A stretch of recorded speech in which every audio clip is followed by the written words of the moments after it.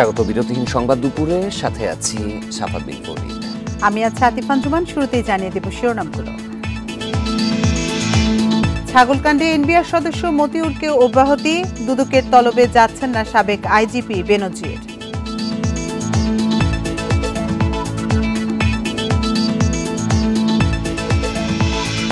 আওয়ামী লীগের ৭৫তম প্রতিষ্ঠাবার্ষিকীতে বঙ্গবন্ধুর প্রতিকৃতিতে শ্রদ্ধা, বিকেলে জনসভায় প্রধানমন্ত্রীর ভাষণ।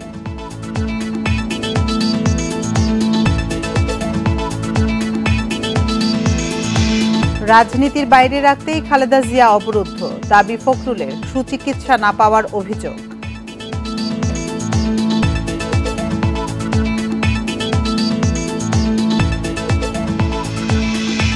সিলেটে বন্যা পরিস্থিতির উন্নতি, পানিবন্দী ৯.৫ লাখ মানুষ, সুনামগঞ্জে খাদ্য ও সুপেয় পানির সংকট।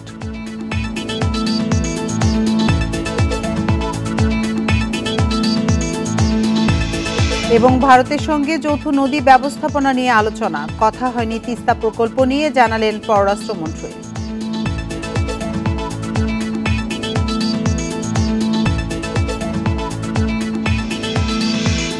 শিরোনাম শুনছিলেন, এবার বিস্তারিত। ছাগলকাণ্ডে আলোচিত এনবিআর কর্মকর্তা মতিউর রহমানকে দায়িত্ব থেকে সরিয়ে দেওয়া হয়েছে। ভ্যাট ও কাস্টমস আপিল ট্রাইব্যুনালের সভাপতির পদ থেকে এসডি করে অভ্যন্তরীণ সম্পদ বিভাগে সংযুক্ত করা হয়েছে। সকালে সংক্রান্ত প্রজ্ঞাপন জারি করে অর্থ মন্ত্রণালয়ের অভ্যন্তরীণ সম্পদ বিভাগ। মতিউর রহমানের বিরুদ্ধে বিভাগীয় ব্যবস্থা নেওয়া হবে বলে জানিয়েছেন এনবিআর চেয়ারম্যান। এদিকে সোনালী ব্যাংকের পরিচালনা পর্ষদের বৈঠকে অংশ নিতেও তাকে নিষেধ করা হয়েছে। আজ পরিচালকদের বৈঠকে তাকে অপসারণের সিদ্ধান্ত হতে পারে বলে জানিয়েছেন ব্যাংকটির সিইও মোহাম্মদ আফজাল করিম।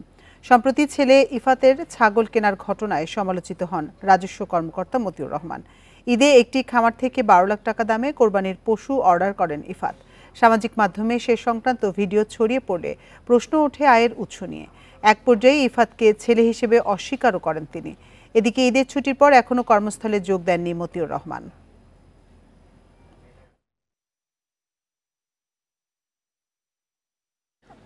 দুর্নীতি দমন কমিশনের জিজ্ঞাসাবাদে মুখোমুখি হচ্ছেন না পুলিশের সাবেক মহাপরিদর্শক বেনজির আহমেদ। তাকে জিজ্ঞাসাবাদের জন্য আজ সকাল ১০টায় সময় ধার্য ছিল। দুপুর পর্যন্ত তিনি বা তার আইনজীবীদের কেউ দুদকের ডাকে সাড়া দেননি। দুদক সূত্র জানায়, বেনজির আহমেদ জিজ্ঞাসাবাদে না এলে তাকে আর সময় দেয়া হবে না। তার বিরুদ্ধে অনুসন্ধান চলবে। অনুসন্ধান শেষে অনুসন্ধানকারী দল কমিশনে প্রতিবেদন দাখিল করবে। পরে কমিশন পরবর্তী কার্যক্রম পরিচালনার সিদ্ধান্ত নেবে। জানা গেছে, বেনজির আহমেদ ৪ঠা মে পরিবারের সবার সঙ্গে দেশ ছেড়েছেন। এর আগে ৬ জুন তাকে জিজ্ঞাসাবাদের জন্য ডাকা হয়েছিল। বিদেশে অবস্থান করায় তিনি ওই দিন দুদকে হাজির হননি। পরে সময় চেয়ে আবেদন করলে তাকে ১৬ দিনের সময় দিয়ে রোববার ডাকা হয়।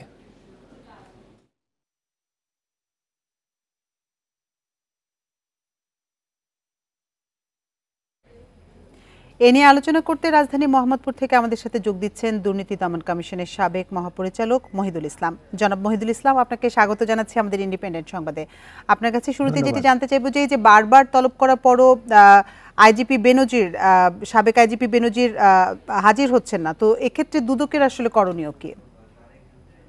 ধন্যবাদ আপনাদেরকে এবং দর্শককে। দুদক যে তলব করেছে সেইটাই তাদের ভুল ছিল।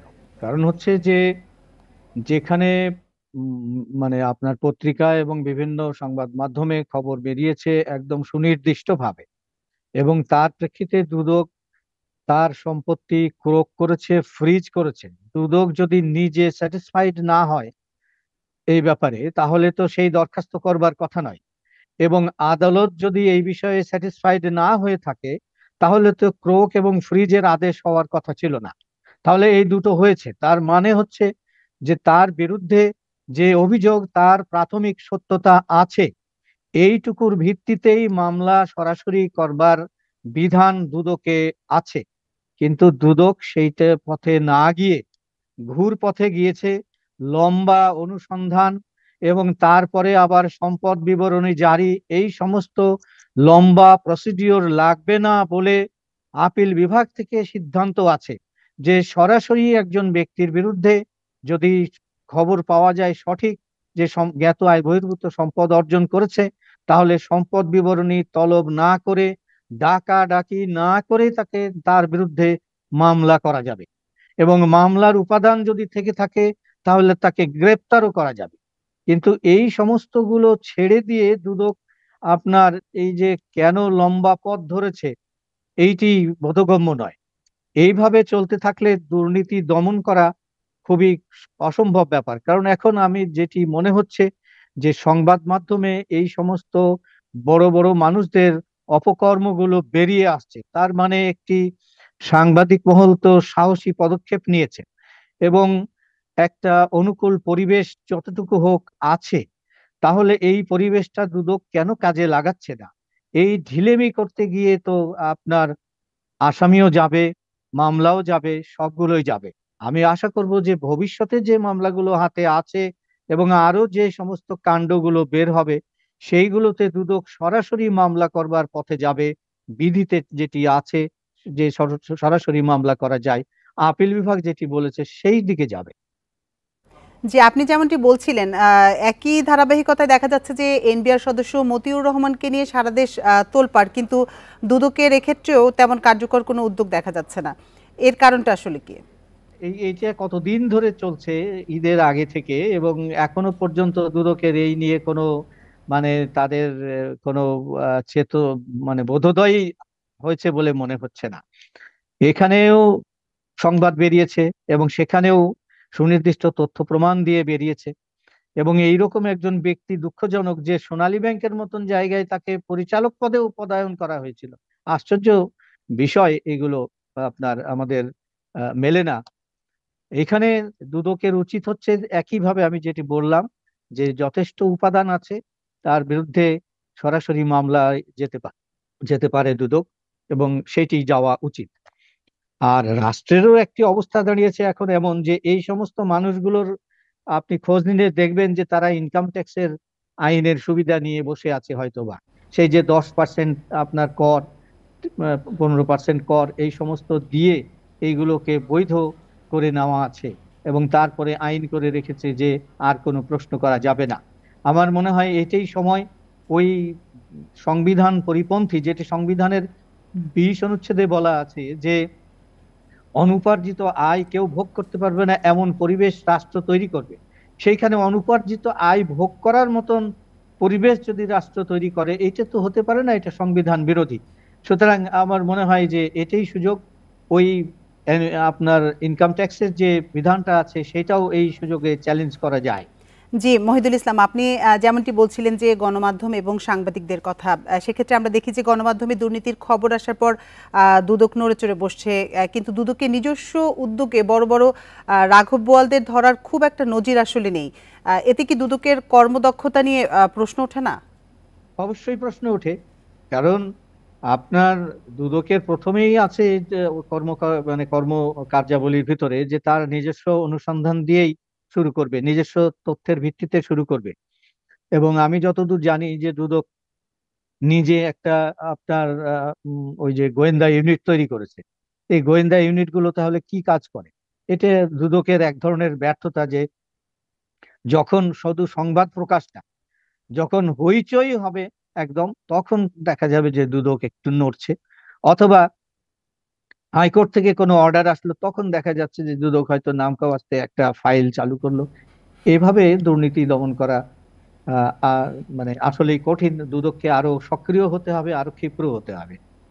যে আমরাও আশা করি দুদক আরও সক্রিয় হবে এবং এ ধরনের ঘটনাগুলোর যাতে পুনরাবৃত্তি না ঘটে, আমরা সেই আশাই করছি। জনাব মহিদুল ইসলাম, আপনাকে অসংখ্য ধন্যবাদ আমাদের সাথে যোগ দেওয়ার জন্য। আওয়ামী লীগের 75তম প্রতিষ্ঠাবার্ষিকী উপলক্ষে ধানমন্ডি 32 নম্বরে জাতির জনক বঙ্গবন্ধু শেখ মুজিবুর রহমানের প্রতিকৃতিতে শ্রদ্ধা নিবেদন করেছেন প্রধানমন্ত্রী শেখ হাসিনা। সকাল 7টায় শ্রদ্ধা নিবেদন করেন তিনি। এ সময় সেখানে কিছুক্ষণ নীরবে দাঁড়িয়ে থাকেন প্রধানমন্ত্রী। পরে দলের জ্যেষ্ঠ নেতাদের সঙ্গে নিয়ে আওয়ামী লীগের সভাপতি হিসেবে আবারও জাতির জনকের প্রতিকৃতিতে শ্রদ্ধা জানান। এদিকে প্রতিষ্ঠাবার্ষিকী উপলক্ষে ঐতিহাসিক সোহরাওয়ার্দী উদ্যানে আয়োজন করা হয়েছে আলোচনা সভা ও সাংস্কৃতিক অনুষ্ঠান। এতে সভাপতিত্ব করবেন দলের সভাপতি ও প্রধানমন্ত্রী শেখ হাসিনা। সাম্প্রদায়িকতা ও জঙ্গিবাদ আজ প্রধান শত্রু। এই অভিন্ন শত্রু বিএনপির নেতৃত্ব ঐক্যবদ্ধ। তাই সাম্প্রদায়িক বিএনপিকে প্রতিহত করাই আওয়ামী লীগের আগামী চ্যালেঞ্জ বলে মন্তব্য করেছেন দলটির সাধারণ সম্পাদক ওবায়দুল কাদের। সকালে দলের প্রতিষ্ঠা বার্ষিকী উপলক্ষে ধানমন্ডি ৩২ নম্বরে বঙ্গবন্ধুর প্রতিকৃতিতে শ্রদ্ধা নিবেদন শেষে এ মন্তব্য করেন তিনি। সাম্প্রদায়িক জঙ্গিবাদী শক্তি আমাদের অভিন্ন শত্রু। এই অভিন্ন শত্রু বিএনপির নেতৃত্বে ঐক্যবদ্ধ। আমাদের আজকে অঙ্গীকার, আমাদের আজকের শপথ, এই অপশক্তিকে পরাজিত করতে হবে, পরাভূত করতে হবে এবং আমাদের বিজয়কে আমরা সুসংহত করব। আওয়ামী লীগের ৭৫তম প্রতিষ্ঠাবার্ষিকী উপলক্ষে রাজধানী সোহরাওয়ার্দী উদ্যানে আয়োজিত আলোচনা সভায় যোগ দিতে জড়ো হচ্ছেন নেতাকর্মীরা। দুপুর ২:৩০টায় আলোচনা সভা ও সাংস্কৃতিক অনুষ্ঠান শুরু হবে। এর আগে হবে উদ্বোধন কর্মসূচি। পরে অনুষ্ঠানে যোগ দেবেন প্রধানমন্ত্রী শেখ হাসিনা। তিনি নেতাকর্মীদের উদ্দেশ্যে বক্তব্য রাখবেন। এদিকে প্রতিষ্ঠাবার্ষিকীর আয়োজনে যোগ দিতে রাজধানী ও আশপাশের জেলা থেকে নেতাকর্মীরা জড়ো হচ্ছেন। তাদের হাতে সরকারের উন্নয়ন সংক্রান্ত নানা প্ল্যাকার্ড, ব্যানার ও পোস্টার। জয় বাংলা স্লোগানে মুখরিত হচ্ছে উদ্যান।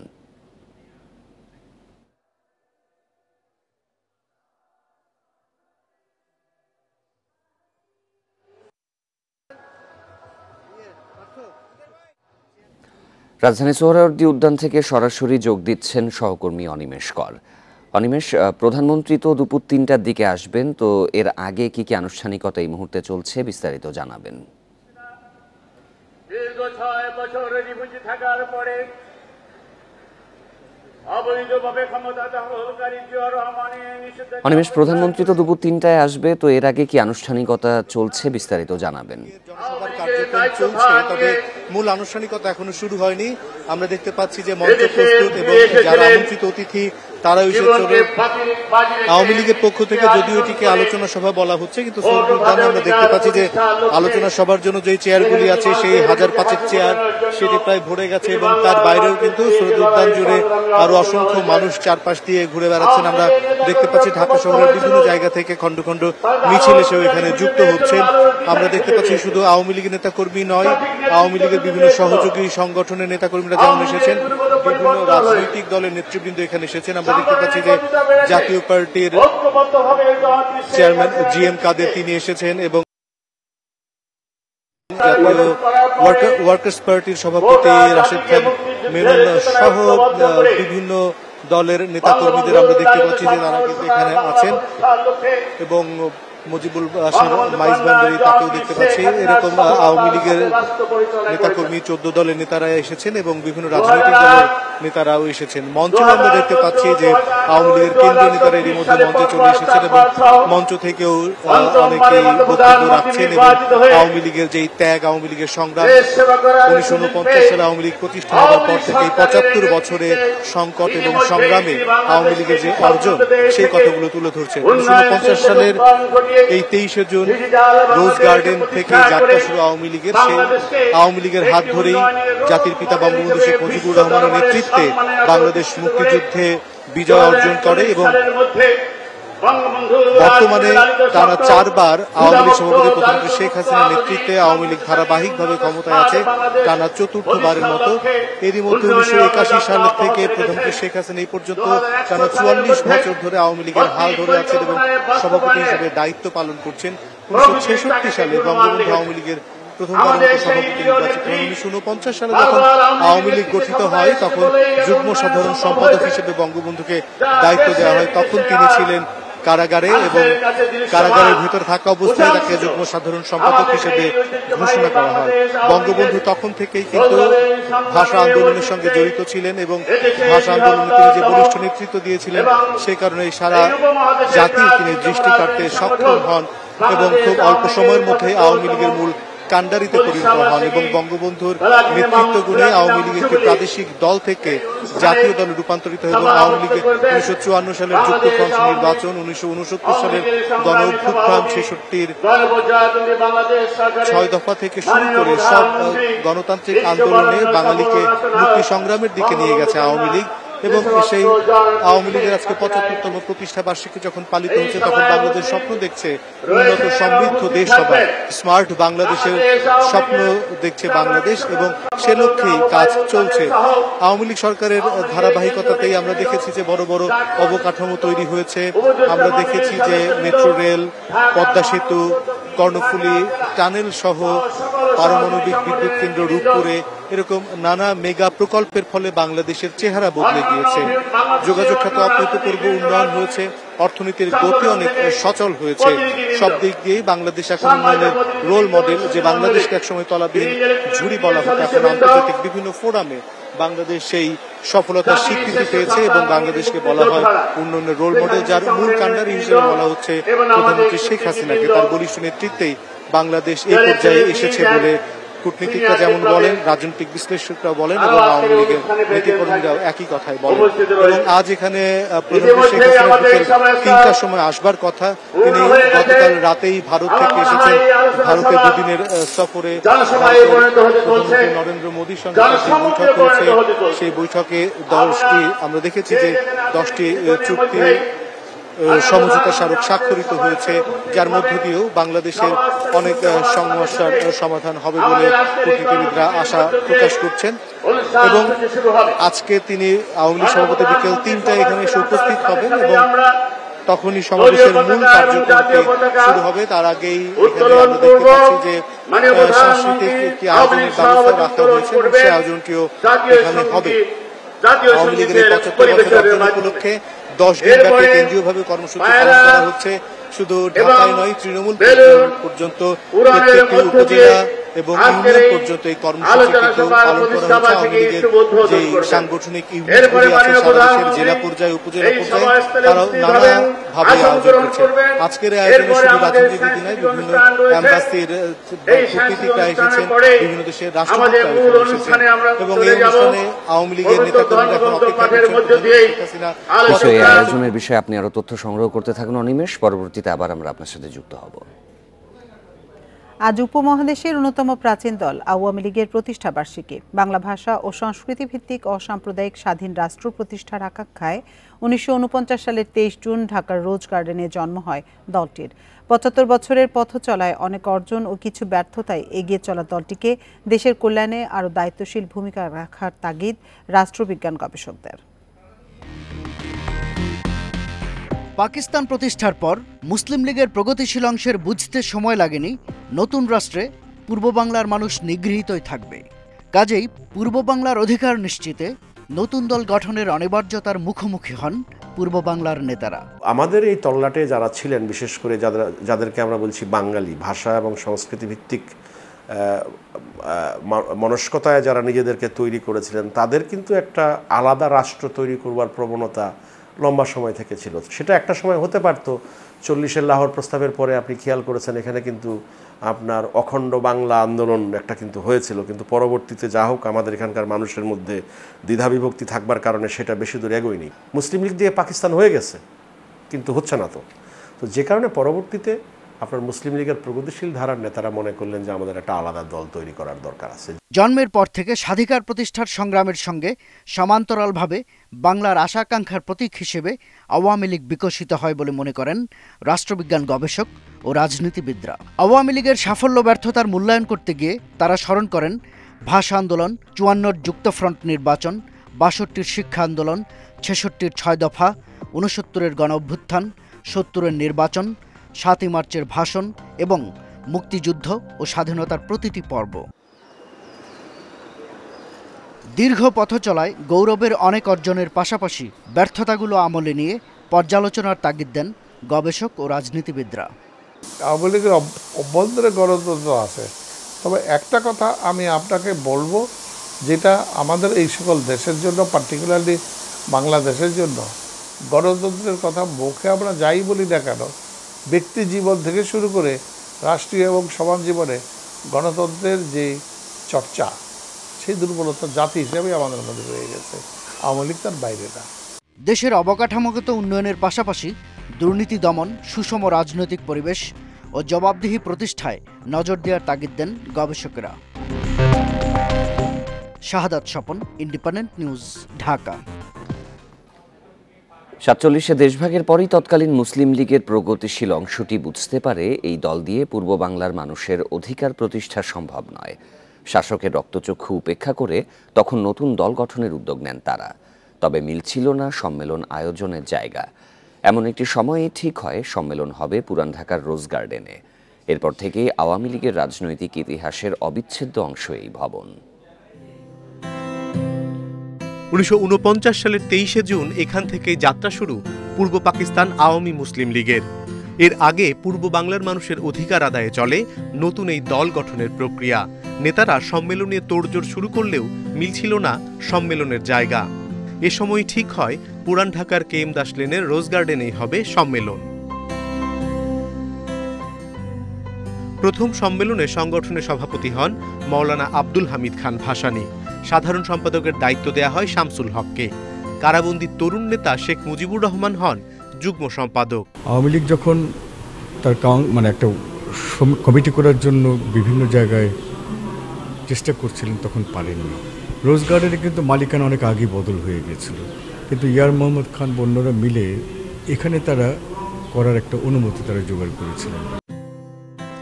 নিউ ক্লাসিক্যাল স্থাপত্য শৈলীতে নির্মিত দৃষ্টিনন্দন বাড়িটিকে সমসাময়িক অন্য ভবনের তুলনায় অনন্য বলছেন বিশেষজ্ঞরা। বছর 5 আগে ভবনটি কিনে এতে জাদুঘর স্থাপনের পরিকল্পনা জানান আওয়ামী লীগ সভাপতি প্রধানমন্ত্রী শেখ হাসিনা। নিউ ক্লাসিক্যাল যে আর্কিটেকচার স্টাইল তার থেকেও আরেকটু এগিয়ে, যে ওখানে অনেক ধরনের কারুকাজ আমরা দেখতে পাচ্ছি, যে এটা এক্স্যাক্টলি কোনো পার্টিকুলার পিরিয়ডের সাথে রিলেট করা বোধহয় একটু ডিফিকাল্ট হবে। মানে ওই একটা পিরিয়ড, ভিক্টোরিয়ান পিরিয়ডের শেষে যে আর্কিটেকচার হয়েছে ওখানে নানান রকমের স্টাইলের কখনো কখনো অ্যাসেম্বলেজ হয়েছে।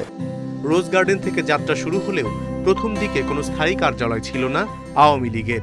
1953 সালে 9 কানকুন বাড়ি লেন, 1956 সালে 56 সিমসন রোড, 1964 সালে 91 Nawabpur road, Rupmahal cinema hall গলি সহ নানা পর্যায়ে অন্তত 8 বার কার্যালয় বদলাতে হয়েছে দলটির। 1981 সালে বঙ্গবন্ধু কন্যা শেখ হাসিনা দেশে ফেরার পর 23 বঙ্গবন্ধু এভিনিউই হয় আওয়ামী লীগ কার্যালয়ের স্থায়ী ঠিকানা। অনিমেষ কর, ইন্ডিপেন্ডেন্ট নিউজ, ঢাকা। রাজনীতি থেকে দূরে রাখতেই খালেদা জিয়াকে অবরুদ্ধ করে রাখা হয়েছে বলে মন্তব্য করেছেন বিএনপি মহাসচিব মির্জা ফখরুল ইসলাম আলমগীর। দুপুরে নয়াপল্টনে খালেদা জিয়ার সুস্থতা কামনায় আয়োজিত দোয়া মাহফিলে এ মন্তব্য করেন তিনি। বিএনপি মহাসচিব বলেন, ফ্যাসিবাদী সরকারের রাজনৈতিক প্রতিহিংসার শিকার হয়ে খালেদা জিয়া এখন কারাগারে। রাজনৈতিক প্রতিহিংসা থেকে তাকে চিকিৎসার সুযোগ থেকে বঞ্চিত করা হচ্ছে। নির্বাচনের নামে প্রহসন করে ক্ষমতা দখল করে রাখারও অভিযোগ করেন মির্জা ফখরুল। দেশের গণতন্ত্র ধ্বংসের দায় পুলিশের কিছু সদস্যকেও নিতে হবে বলে মন্তব্য করেন তিনি।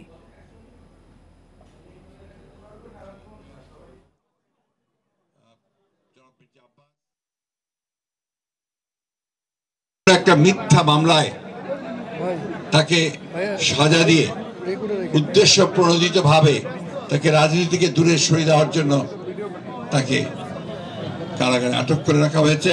বাসায় থাকতে দেওয়ার সুযোগ দেওয়া হলেও প্রকৃতপক্ষে তিনি পুরোপুরি অবরুদ্ধই আছেন, বন্দী আছেন। বন্যা পরিস্থিতির উন্নতি হলেও মৌলভীবাজার সুনামগঞ্জে এখনো পানিবন্দী 7 লাখ মানুষ। এদিকে ঘরবাড়ি ও রাস্তাঘাট থেকে ধীরে ধীরে পানি নামতে শুরু করায় ঘরে ফিরছেন বানভাসীরা। তবে ক্ষতিগ্রস্ত ঘরবাড়ি মেরামত নিয়ে দুশ্চিন্তায় নিম্ন আয়ের মানুষজন।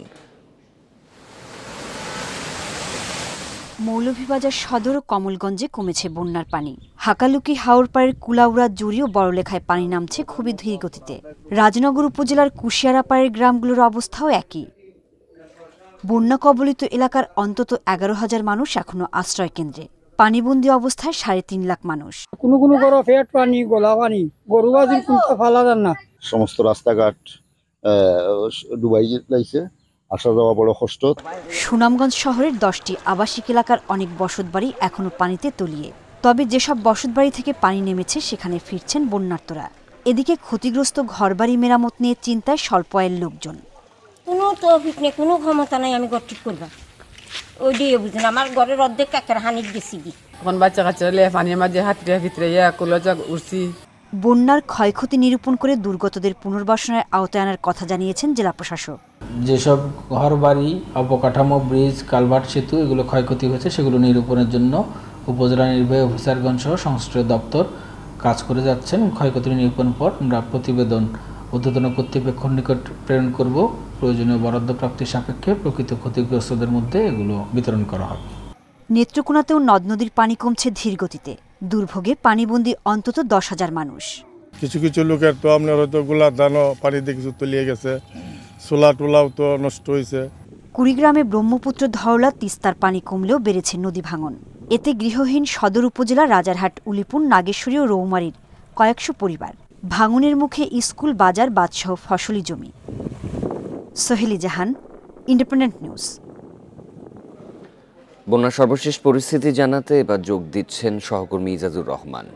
ইজাজুর, বন্যা পরিস্থিতির বর্তমান অবস্থা কেমন দেখা যাচ্ছে? জনদুর্ভোগ কি পর্যায়ে পৌঁছেছে? আর ক্ষয়ক্ষতি নিরূপণে দুর্গতদের কোনো ধরনের সাহায্য সহযোগিতা দেওয়ার কথা জেলা প্রশাসন থেকে বলা হয়েছে কি? আচ্ছা, আমি সিলেট অঞ্চলের এই মুহূর্তে মৌলভীবাজারে রয়েছি এবং মৌলভীবাজারে যে 7টি উপজেলার প্রত্যেকটি বন্যায় আক্রান্ত এবং এই মুহূর্তে আমি রয়েছি জুড়ি উপজেলাতে।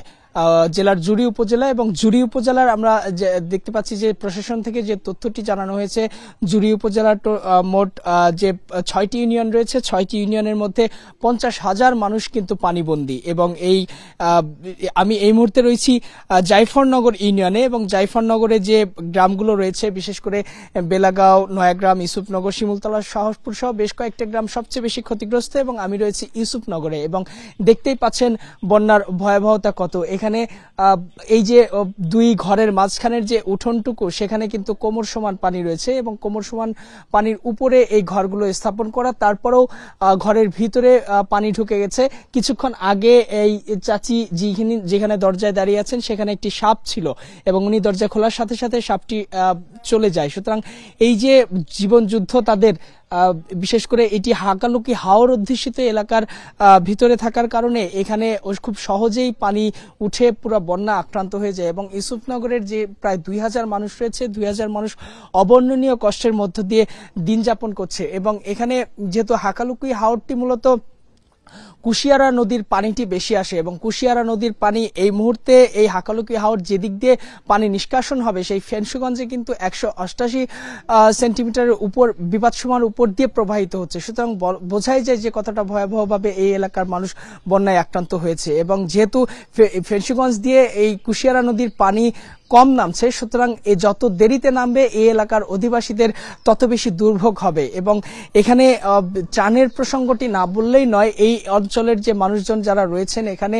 তারা সাধারণত এখানকার যে প্রশাসন যে বরাদ্দটি দিয়েছে সেই বরাদ্দটি একেবারেই কম। একটা এই উপজেলার 50,000 মানুষ পানিবন্দী, কিন্তু সেখানে মাত্র 30 মেট্রিক টন চাল বরাদ্দ করা হয়েছে। এবং আশ্রয় কেন্দ্র যতগুলো মানুষ রয়েছে সেখানে আসলে আশ্রয় কেন্দ্রতেই খাবার পাচ্ছে না এমন সিচুয়েশন। সুতরাং বাড়িঘরে যারা অবস্থান করছেন তাদের কাছে ত্রাণ পৌঁছানো খুব দুরূহ ব্যাপার এবং সেটা আসলে পৌঁছাচ্ছে না। এখানে সাধারণ মানুষ যারা রয়েছে, অনেকের সঙ্গে কথা বললাম, তারা বলছেন যে এই যাবৎকাল পর্যন্ত, অর্থাৎ প্রায় 1 সপ্তাহ হতে চললো, তারা কোনো ধরনের সরকারি সাহায্য সহযোগিতা বা জনপ্রতিনিধিরা তাদের যেরকম খোঁজ খবর নেবে সেরকম কোনো খোঁজ খবর নেয়নি। এবং তারা অভিযোগ করছেন যে ইউনিয়নের চেয়ারম্যান যারা রয়েছেন তারা আসলে ভোটের সময় আসলে যেরকম মাথায় হাত বুলিয়ে ভোট প্রার্থনা করেন, অন্য সময় এসে যদি এই দুর্যোগকালীন সময়ে তাদের পাশে দাঁড়াতো তবে এই সংশ্লিষ্ট চেয়ারম্যানগুলো তাদের হৃদয়ের মণিকোঠায় স্থান পেত। কিন্তু সেরকম জনপ্রতিনিধিদের কাছ থেকে সেই আচরণটি তারা পাচ্ছেন না, যার কারণে মানুষ ক্ষুব্ধ।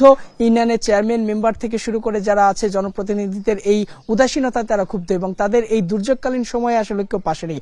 তবে একটি বিষয় যে এই যে সুরমা নদী, কুশিয়ারা নদীর পানি এই হাকালুকি হাওর প্রবেশ করে যে পরিমাণ দুর্যোগ তৈরি করেছে, সেক্ষেত্রে বড় পরিসরে একটা মাস্টার প্ল্যান তৈরি করার দাবি বিশেষজ্ঞদের। এবং তারা বলছেন যে সুরমা, কুশিয়ারা, মনু, ধলাই সহ যে নদ নদীগুলো আছে সেগুলো খনন করতে হবে, বনায়ন করতে হবে এবং প্রাকৃতিক যে জলাশয় বা জলাধারগুলো রয়েছে সেগুলো মানুষ সৃষ্ট কারণে দালান কোঠা বা যে বিভিন্ন অবকাঠামো তৈরি করে ভরাট করা হয়েছে সেগুলো ভেঙে ফেলতে হবে, সেগুলো উদ্ধার করতে হবে।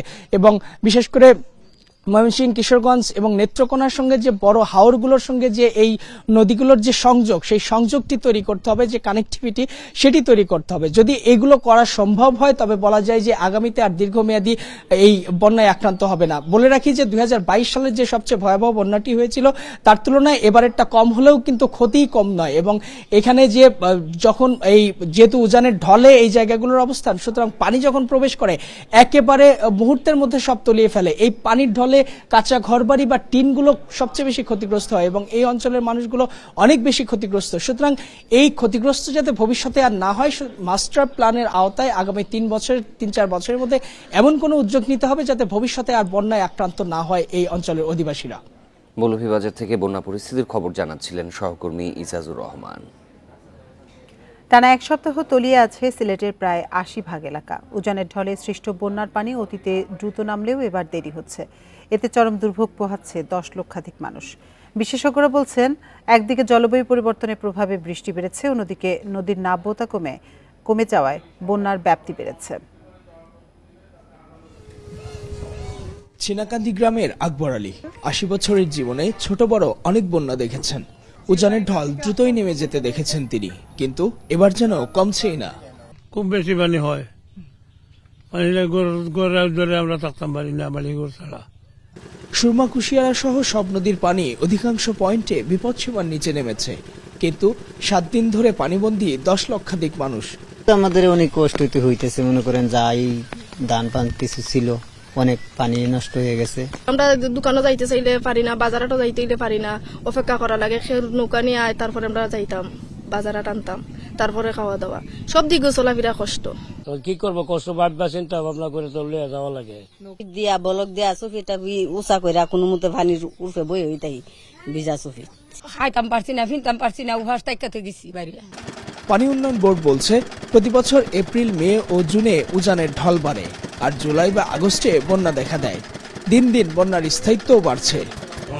পিক ফ্লোটা হয়ে গেছে এক সপ্তাহের মধ্যে হিউজ পরিমাণ বৃষ্টিপাত, যেটার ধারণ ক্ষমতা কিন্তু আমাদের নদী নালা বা আমাদের দেশের যে বিভিন্ন জলাধার, বিশেষ করে খাল, বিল, পুকুর, এগুলো কমে গেছে। তো যেটা হঠাৎ করে পিক ফ্লো হয়ে যাচ্ছে অল্প দিনের মধ্যে বেশি পরিমাণ বৃষ্টি, তো এটা ক্লাইমেট চেঞ্জও দায়ী হতে পারে। বিশেষজ্ঞরা বলছেন, সিলেট অঞ্চলকে বন্যামুক্ত করতে মধ্য ও দীর্ঘমেয়াদী পরিকল্পনা দরকার। সামগ্রিকভাবে এবং কিছুটা বনায়ন করে বৃষ্টির পানি, ওয়েটল্যান্ড এবং জলাভূমি প্রিজার্ভ করে ধরে রাখা, সামগ্রিক একটা ব্যবস্থাপনার মধ্যে দিয়ে গেলে ধীরে ধীরে শহরগুলির হয়তো কিছুটা বন্যার লাঘব হবে। হাওরের 7 জেলার সাথে উজানের নদীগুলোর সংযোগ দ্রুত বাড়ানোর তাগিদ দিয়েছেন বিশেষজ্ঞরা। ভৌগোলিকভাবে সিলেটের যে অবস্থান, তাতে ভারতের উজান থেকে নেমে আসা ঢল সুরমা, কুশিয়ারা সহ বিভিন্ন নদ নদী দিয়ে দ্রুত প্রবাহিত হয়, কিন্তু সাম্প্রতিক বছরগুলোতে যে বন্যা হচ্ছে তাতে স্পষ্ট এই পানি প্রবাহে বাধাপ্রাপ্ত হচ্ছে। সুতরাং সেই বাধা সরিয়ে এখানকার অধিবাসীদের এই জলাবদ্ধতা থেকে মুক্তি দেওয়ার দাবি এলাকাবাসীর। Ijazur Rahman, independent news, Sylhet. ভারতের সাথে যৌথ নদী ব্যবস্থাপনা নিয়ে আলোচনা হয়েছে, তবে তিস্তা প্রকল্পে চীনের বিষয়ে আলোচনা হয়নি বলে জানিয়েছেন পররাষ্ট্রমন্ত্রী হাসান মাহমুদ। দুপুরে পররাষ্ট্র মন্ত্রণালয়ে সাংবাদিকদের সাথে মতবিনিময়ে এসব জানান তিনি। পরে পররাষ্ট্রমন্ত্রী ই ভিসা প্রসঙ্গে বলেন, ভারত একটি প্যাকেজ নিয়ে এগোচ্ছে, তবে কবে নাগাদ চালু হবে তা দূতাবাস জানাবে। আমাদের 54টি যৌথ নদী রয়েছে এবং সেই যৌথ নদীর যদি আমরা একটা অভিন্ন ব্যবস্থাপনা করতে পারি তাহলে সেটা যে দুটি দেশকেই উপকৃত করবে সে নিয়ে আমরা আলোচনা উপস্থাপন করেছিলাম, সেটি আলোচনা রয়েছে। এবং তিস্তা নদী নিয়ে চায়নার বিষয়ে কোনো আলোচনা হয়নি। চিকিৎসার জন্য ভারতে যেতে মিলবে ই-মেডিকেল ভিসার সুবিধা। এছাড়া পেঁয়াজ, চিনির মতো নিত্যপণ্যের আমদানি নিশ্চিতে দিল্লির কাছে কোটা সুবিধা চেয়েছে ঢাকা। পাশাপাশি ব্রিক্সের সদস্য হতে সমর্থন চাওয়ায় ইতিবাচক সাড়া দিয়েছে ভারত। শনিবার হাসিনা মোদি শীর্ষ বৈঠকের পর এসব কথা জানান পররাষ্ট্রমন্ত্রী ডক্টর হাসান মাহমুদ। শনিবার দিল্লির হায়দরাবাদ হাউসে হয় মোদি হাসিনা শীর্ষ বৈঠক। পরে এ বিষয়ে হোটেল তাজ প্যালেসে সাংবাদিকদের সঙ্গে কথা বলেন পররাষ্ট্রমন্ত্রী। এ সময় প্রধানমন্ত্রী শেখ হাসিনার এবারের সফরকে অত্যন্ত সফল বলে জানান তিনি। এ সময় সই হওয়া 10টি সমঝোতা স্মারকের বিষয়ে বিস্তারিত তুলে ধরে জানান, দুই নেতার বৈঠকে সীমান্তে হত্যা বন্ধ, নদী ব্যবস্থাপনা, যোগাযোগ সম্প্রসারণ ও বিদ্যুৎ খাতে সহযোগিতা নিয়ে আলোচনা হয়েছে। কারণ ভারতের উপর দিয়ে গ্রিড এসছে। এটা নেপালের সাথেও আমরা করতে যাচ্ছি। তো সে নিয়ে ভারতের সহযোগিতা আমরা ইতিপূর্বে চেয়েছি এবং ভারতের ব্যাপারে অত্যন্ত ইতিবাচকভাবে সাড়া দিয়েছে। পাশাপাশি জানান, বাংলাদেশিদের ভারত বছরে প্রায় 20 লাখ ভিসা দেয় মেডিকেল ভিসা ত্বরান্বিত করতে ও অন্যান্য ভিসার বিলম্ব রোধে ভারতের প্রধানমন্ত্রী নরেন্দ্র মোদী তাদের মিশনগুলোকে নতুন নির্দেশনা দিয়েছেন। ভিসার জন্য যে মানুষকে ভোগান্তি পেতে হয়, medical visa is time bound, সেটি নিয়ে আলোচনা হয়েছে। ভারতের মাননীয় প্রধানমন্ত্রী নিজেও বলেছেন মেডিকেল ভিসার একটা টাইম বাউন্ড একটা বিষয় আছে, সেটি অ্যাড্রেস করার জন্য এখন তিনি কিছু নির্দেশনা তাদের মিশনকে দিয়েছেন। এ সময় পেঁয়াজ, চিনি সহ নিত্য প্রয়োজনীয় পণ্য আমদানিতে নির্দিষ্ট কোটা সংরক্ষণ ও আমদানি যাতে বন্ধ না হয় সে বিষয়েও আলোচনা হয়েছে বলে জানান পররাষ্ট্রমন্ত্রী। পেঁয়াজ, তেল, গম, চিনি সহ অনেকগুলো এসেনশিয়াল কমোডিটি আমরা ভারত থেকে আমদানি করি, সেগুলোর জন্য আমরা কোটা ইতিপূর্বেও চেয়েছি, যাতে করে আমাদের জন্য একটা নির্দিষ্ট কোটা থাকে। এছাড়া ব্রিক্সের সদস্য হতে সমর্থন চাওয়ায় দিল্লির ইতিবাচক সাড়া মিলেছে বলেও জানান পররাষ্ট্রমন্ত্রী। যেভাবেই হোক আমরা ব্রিক্সের সাথে সংযুক্ত হতে চাই। নূরে জান্নাত, ইন্ডিপেন্ডেন্ট নিউজ। একাদশ শ্রেণীতে ভর্তির জন্য প্রথম ধাপে আবেদন করা শিক্ষার্থীদের ফল প্রকাশ হবে আজ। রাত 8টায় হবে এই ফল প্রকাশ। প্রকাশিত ফলে শিক্ষার্থীরা জানতে পারবেন কে কোন কলেজে ভর্তির জন্য প্রাথমিকভাবে নির্বাচিত হয়েছেন। এরপর নীতিমালা অনুযায়ী চলবে ভর্তি কার্যক্রম। গত 26শে মে প্রথম ধাপের আবেদনের প্রক্রিয়া শুরু হয়। প্রথম ধাপে 13 লাখেরও বেশি শিক্ষার্থী আবেদন করেন। এবারও 3 ধাপে হবে আবেদন। দ্বিতীয় ও তৃতীয় পর্যায়ে আবেদন গ্রহণ শুরু হবে 30শে জুন ও 9 জুলাই। অন্যান্য বছরের মতো এবারও একাদশ শ্রেণীর ভর্তিতে কোনো বাছাই পরীক্ষা থাকছে না। এসএসসি ও সমমানের ফলের ভিত্তিতে শিক্ষার্থী ভর্তি করা হবে। উপাচার্য শিক্ষক সমিতির দ্বন্দ্বের জেরে 53 দিন বন্ধ থাকার পর খুলেছে কুমিল্লা বিশ্ববিদ্যালয়। দীর্ঘদিন পর ক্লাস শুরু হওয়ায় খুশি শিক্ষার্থীরা। তবে দাবি আদায়ে কর্মবিরতি সহ আন্দোলন চালিয়ে যাওয়ার ঘোষণা দিয়েছে শিক্ষক সমিতি। প্রায় 2 মাস পর আবারও শিক্ষার্থীদের পদচারণায় মুখর কুমিল্লা বিশ্ববিদ্যালয়। ক্লাসে যোগ দিতে সকাল থেকে শিক্ষার্থীরা আসতে শুরু করেন ক্যাম্পাসে। উপাচার্য শিক্ষক দ্বন্দ্বে গত 30 এপ্রিল বন্ধ হয় কুমিল্লা বিশ্ববিদ্যালয়। 5 জুন জরুরি সিন্ডিকেট সভায় গ্রীষ্মকালীন ও ঈদুল আজহা ছুটি শেষে 23 জুন থেকে আবারও একাডেমিক কার্যক্রম শুরুর সিদ্ধান্ত হয়। আমাদের যে আলোচনা সভা হয়েছে সেই আলোচনা সভায় we all agreed to go back to our normal duties, অর্থাৎ শিক্ষকরা শিক্ষকদের কাজে ফেরত যাবে, তাদের শিক্ষা গবেষণা এই সমস্ত কাজে অন্য ব্যস্ত থাকবে, প্রশাসনের কাজ চালাবে। শিক্ষার্থীদের ক্ষতি পুষিয়ে দিতে অতিরিক্ত ক্লাস ও অনলাইনে ক্লাস নেওয়ার কথা জানিয়েছেন আন্দোলনরত শিক্ষকরা। তবে দাবি আদায়ে প্রতিদিন 2 ঘন্টার কর্মবিরতি সহ আন্দোলন অব্যাহত থাকবে। সিন্ডিকেটের মাধ্যমে দাবি দেওয়াগুলো বাস্তবায়নের জন্য কিছু সিদ্ধান্ত আসে, তো সিদ্ধান্তগুলো আসলে এখনো কিন্তু পূর্ণাঙ্গ বাস্তবায়ন হয় নাই। না হওয়া পর্যন্ত আমরা 2 ঘন্টার কর্মবিরতি পালন করব। আমরা এমনি ক্লাস পরীক্ষায় ফিরে যাব। শিক্ষকরা আন্তরিক হলে দীর্ঘদিন ক্লাস পরীক্ষা বন্ধের ক্ষতি পুষিয়ে নেওয়া যাবে বলছেন শিক্ষার্থীরা। তবে উপাচার্য শিক্ষকদের দ্বন্দ্ব নিরসন না হলে ক্যাম্পাস আবারও অস্থিতিশীল হতে পারে এমন শঙ্কা অনেকের। এক্সট্রা ক্লাস ছাড়া এটা মানে পসিবল কাটায় ওটা, তো আমি মনে করি স্যাররা যেভাবে উদ্যোগ নিছে হয়তো বা এটা রিকভার করা যাবে। বিশ্ববিদ্যালয়ে সবকিছু মিলিয়ে যাওয়া সম্ভব একটি স্বাভাবিক পরিস্থিতিতে যদি ভিসি স্যার এবং শিক্ষক সমিতির মধ্যে একটা সমন্বয় হয়ে যায়। এদিকে আগামী 20 জুলাইয়ের মধ্যে দাবি মানা না হলে আবারও কঠোর আন্দোলনের হুঁশিয়ারি দিয়েছে শিক্ষক সমিতি। Independent news. 9 দিন বন্ধ থাকার পর আজ থেকে আবারও শুরু হয়েছে ঢাকা কলকাতা রুটে মৈত্রী এক্সপ্রেস ট্রেন চলাচল। ঈদের কারণে 14 থেকে 22 জুন পর্যন্ত বন্ধ রাখা হয় এই ট্রেন। মৈত্রী ছাড়াও খুলনা কলকাতা রুটের বন্ধন ও ঢাকা নিউ জলপাইগুড়ি রুটের মিতালি এক্সপ্রেস ট্রেন দুটি বন্ধ রেখেছিল কর্তৃপক্ষ। রেলওয়ে জানায় ঈদ উপলক্ষে অভ্যন্তরীণ যাত্রীদের সর্বোচ্চ সেবা দিতে 3টি আন্তর্দেশীয় ট্রেন পুরোপুরি বন্ধ রাখা হয়। এর মধ্যে বন্ধন এক্সপ্রেস ট্রেনটি বন্ধ রাখা হয় গত 12 থেকে 20 জুন, মোট 9 দিন। আর মিতালি এক্সপ্রেস 16 থেকে 20 জুন, মোট 5 দিন বন্ধ থাকে। পরে শুক্রবার থেকে চলাচল শুরু হয় এই ট্রেন দুটি। এই ছিল বিরতিহীন সংবাদ দুপুরে। ইন্ডিপেন্ডেন্ট টেলিভিশনের সব খবরে বিস্তারিত জানতে চোখ রাখুন ফেসবুক, ইউটিউব এবং এক্সে। এতক্ষণ সাথে থাকার জন্য ধন্যবাদ সবাইকে।